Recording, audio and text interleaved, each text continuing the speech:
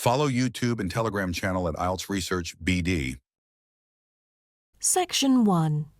You will hear an interviewer asking an interviewee called Lee to do a questionnaire on residency in the north. First, you have some time to look at questions 1 to 5.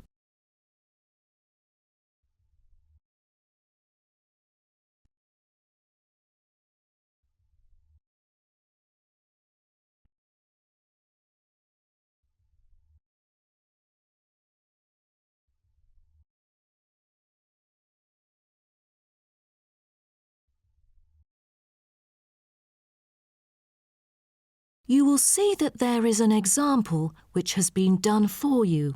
On this occasion only, the conversation relating to this will be played first. Excuse me? Yes. I was wondering if you could spare a few minutes to do a questionnaire on your residency here in the north. It won't take long. No, that's fine. Lovely. First of all, may I get some information about yourself? Okay. May I know your name and age? My name's Lee, and I'm 19 years old now. Lee says that he is 19 years old now, so 19 has been written in the space. Now we shall begin. You should answer the questions as you listen, because you will not hear the recording a second time. Listen carefully and answer questions 1 to 5. Excuse me? Yes. I was wondering if you could spare a few minutes to do a questionnaire on your residency here in the north. It won't take long. No, that's fine. Lovely. First of all, may I get some information about yourself? Okay. May I know your name and age? My name's Lee, and I'm 19 years old now. Great. And could I ask what your job is? Are you a student? Actually, I'm going to continue my study in business management next month. But at the moment, I'm a salesman by profession. Oh, right. And how long have you been living here in the north? Well, I have been in this city since I was 3 years old, but my family and I had lived in the east for 7 years at first. Now I am 19, so I have spent about 9 years living here till now. Great. Which part of the northern area do you live in? I live in Spring Park. Have you heard of it? Yes, of course. So what about your accommodation? Do you live in a house or a flat or something similar? I used to live with my family in a big house, and now I'm living in an apartment with 2 of my friends, who are my colleagues as well. Oh, right. And one more question. What means of transport will you take when you need to go somewhere? If it's not too far away, I'd prefer to go on foot or by bicycle. If there is a long way to go, I take the train or sometimes a cab. I rarely take buses because I think the most important things to keep in mind are time and comfort. Great. Thanks. Before you hear the rest of the conversation, you have some time to look at questions 6 to 10.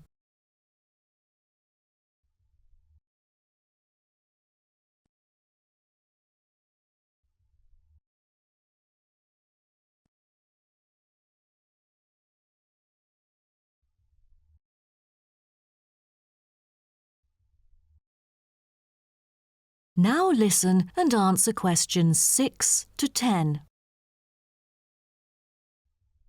Now, let's go to the second part of my questionnaire. I'd like you to tell me, how often do you dine out? Is it once a week or several times a year? I'm afraid neither of those options agree with me. I don't often go out for dinner, maybe once a month. Every week just seems too often for me. OK, then where do you usually go for recreation? I often go to places that other people go to. I sometimes go clubbing after work. You know, there are some fantastic clubs nearby. And if you do not have to work during the day, will you go for a show or something? You know, there is a newly built theatre that opened last month in Spring Park, but I rarely go there because it's too expensive. I prefer to go to the cinema to see some of the latest movies. Do you like doing sports? And what is your main form of exercise? I like swimming and I go to the gym occasionally, but I spend most of my spare time sailing. All right. Last question. Have you taken any part-time courses? Yes, because I'm really keen on cartoons. I'm doing a Japanese course during the weekends, but I'm still a beginner. Wow, what a special language. Most people I know would like to learn Spanish or Latin. You must be brilliant. Well, thank you very much for your time. No problem. Bye. That is the end of section 1. You now have half a minute to check your answers. Now listen carefully and answer questions 11 to 14. Welcome to our holiday special. Today I'll be talking about a new cycle route in this area called the Amston Way. It's well signposted so you can see exactly where to go. And it's an easy route with no steep hills. It's 35 kilometers long from Amston to Lowington and consists partly of cycle paths and partly roads. Let me outline the route briefly, starting at Amston Railway Station. The first part is a cycle path running eastwards, roughly parallel to the rail track. Almost immediately, the railway curves away and goes around the southern side of a little lake. But the cycle path takes the northern route around the lake. Keep your eyes open for the swans that nest there. The path then joins the road, and the next landmark is a group of massive rocks which tower over the countryside. You will see them to the east of the road just before the road goes under the railway. They are very impressive. Soon, you'll come to a fork in the road where you're going to leave the road and head off toward the river. But if you want to make a detour to Colleen Nature Reserve, go straight on instead of leaving the road here. Continuing along the cycle path, you'll reach the River Cleeve. The cycle path follows the river southwards. After a bit, you'll see the Ashington China Factory, which closed in 1962. When you get there, there's a bridge over the river, and you carry on with Langton Forest to the south and farmland to the north. The route ends at Langton Village, where you'll find a railway station. So you can either catch the train here or cycle back to Amston. Before you hear the rest of the program, you have some time to look at questions 15 to 20. Now listen and answer questions 15 to 20. One point to remember when you're cycling on the Amston Way is that you should keep your eyes open for sheep which occasionally stray onto the cycle path from adjoining fields. So be careful to avoid accidents. The path is well constructed, so it's not affected by wet or muddy conditions. There might be the odd car or tractor when you're cycling on roads, but most traffic has been diverted to the main road that bypasses the whole area. Now, a bit more about some of the places you'll see. The starting point, Amston Station, was quite busy in the early 20th century with services to several major cities, but it was closed in the 1950s. And actually, a small company was set up to turn it into a sort of railway museum, maintaining it in the style of the 1950s. And the station was ready for trains to start using it again earlier this year. It's only used by a few local trains, though. There's a visitor center at the station which has a small exhibition about the history of railway transport all over the world, and a facility for hiring bikes if you don't have one of your own. There's also a small shop just across the road from the station that sells refreshments. As I said, you can cycle to Langton and return to Amston by train, or the other way around, because you can take your cycle on the train. There's no need to book. There's plenty of room and no extra charge. However, the service is very limited, and the trains between these two places don't run on weekdays. If you want to see the River Elm, there's a footpath from Amston Station, and you can safely leave your bike in the car park there. Leave yourself plenty of time, though. Going down's easy, but the climb up is very steep, so the walk back up to the top can take quite a while. But it's worth the effort. The scenery is wonderful, and the footpath runs right next to the river, down to a waterfall. Finally, if you'd like to do some more cycling in the area, there are lots of other cycle paths. We'll be talking on the radio about them, and you'll be able to get full details in the Saturday edition of the local paper. The National Cycle Network also has some details on their website, although I have to say they don't have many local ones yet. But that may change. So we'll be telling you more about. That is the end of Section 2. You now have Now turn to Section 3.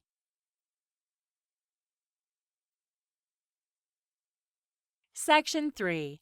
You will hear two archaeology students called May and Thomas talking about the excavations they have been involved in. First, you have some time to look at questions 21 to 25.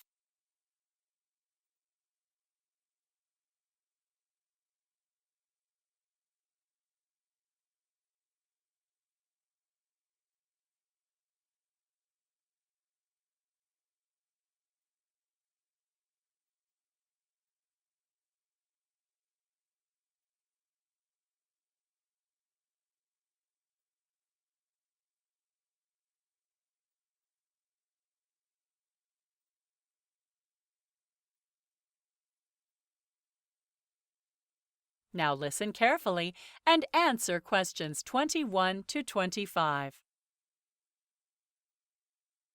Hi, Thomas. Did you have a good time in Turkey? Hi, May. I had a great time. But I have to say, although I've always been keen on being an archaeologist, before I went on an excavation, I used to find some of the things we did in class totally mystifying. Me too. Before I did my trip to Egypt, I was often irritated at not being able to picture exactly what the lecturers meant. They were always so excited about everything. Yeah, we did a lot of practical stuff on the excavation, which I really needed. Was it harder than you expected? Yes, mostly. I learned a lot more about the rules of archaeology. I was really taken aback by how precise you have to be with your data collection and recording.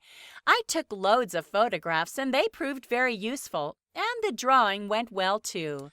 Yes, I think I'm quite good with the camera. I minded about the recording, though. I had no idea it would take so much time. Did you find anything particularly interesting when you were digging? I did, actually. I had to dig a trench in part of the site. Interestingly, there weren't any bits of pottery there like you would expect to find, but I did get out some pieces of cloth and what looked like 1 or 2 silver beads. But our team leader said that they weren't. They were probably lead weights for weaving. What about you? I didn't find anything myself, but quite a few of the other students did. What I enjoyed was trying to identify what crops the people who had once lived in the area had grown. They seem to have had a much better diet than I expected. Fish and wheat as well as oats, honey, and fruit. Lots of different things. Yes, it's amazing, isn't it? And from measuring the bones in one of the sites, we found that the people were actually taller and had better teeth than the people who live in the area today. Probably due to less carbohydrates. How were the people you had to work with? My team was great. They were made up of people my age from all over the world. It was good to work with them. Lots of fun, and they taught me a lot. It was tough for us all, though, getting up at dawn every day and being out until late afternoon. Oh, that's true enough. We were all exhausted, and I'd like to have an international team next time. Mine was mainly made up of English and Americans. I enjoyed the field school, but everyone was much more experienced and older than I was. It was a bit scary. Before you Now listen and answer questions 26 to 30. You know there's going to be a question about the excavation projects in our test next week. Should we just run through it for practice? Good idea. Our team leader was very strict about following the right procedure.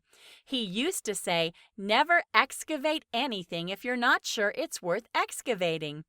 Now, I think that when you've decided where to excavate, you go to the site hut and get whatever tools you need. Then clean the area so you know exactly how big it's going to be. Right. Okay, and you need to make sure you can remember what the site looks like before you begin digging. I think photos are probably best for that, rather than drawings at this stage. I agree. You then attach them to a record sheet, which you get from the team leader, remembering to put in the site code, unit number, and time. So much red tape. You seem to spend half the time marking rather than digging. That's true. I think you then have to draw up a detailed plan of where you're digging and then measure the limits. And this is all before you actually start digging. Okay, so far so good. Now you can start with the trowel, but first you have to get soil samples, and you keep them for further analysis. Anything that you don't think is useful, you leave in place on the site. Yes, and if you make any finds, that is, any object you retrieve, including animal bone, stone, as well as artifacts, they should all be registered and labeled. And then you put them in a plastic bag and return them to the site hut. That's right. And remember to leave the tools and site hut as you would expect to find them. Ha! Looks like we've learned something after all. That is the end of Section 3. You now have half a minute to check your answers. Now turn to Section 4.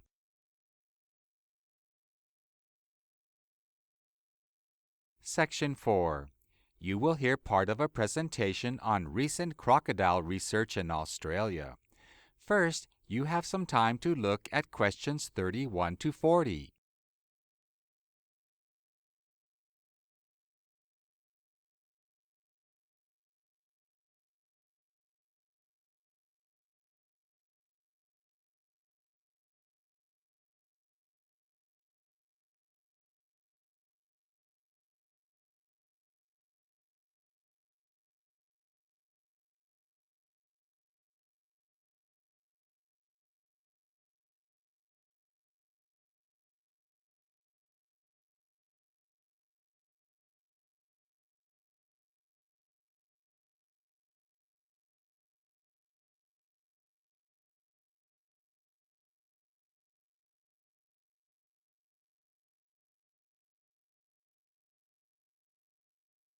Now listen carefully and answer questions 31 to 40.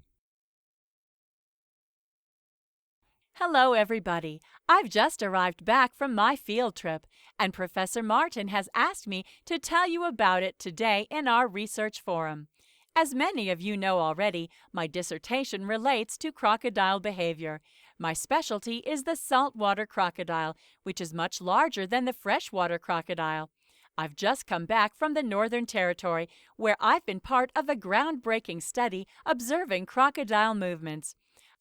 It's not the only time crocodile movements have been followed, but this study is unique because we tracked crocodiles using a satellite. Up until now, studies like this one have only been able to track crocodile movements using radio. Not only was this method more stressful for the animal, which had to be caught several times, but it was also not very reliable, as the signal was often lost. So, you might be wondering why we chose to track crocodiles. Well, crocodile attacks on people and livestock are rare, but when they do happen, the government believes that the problem crocodile should be relocated rather than killed. But can we be sure that the crocodile won't simply return to the place where it came from? So, we designed a study to try to answer these questions. We wanted to establish, firstly, how far crocodiles can travel over a period of time. The second thing that we wanted to know was how easy is it for crocodiles to navigate? Could they find their own way home again if they were moved to another location? Of course, the biggest challenge when observing crocodiles is that they are very secretive animals. They stay well away from people if they can, which makes them really difficult to follow.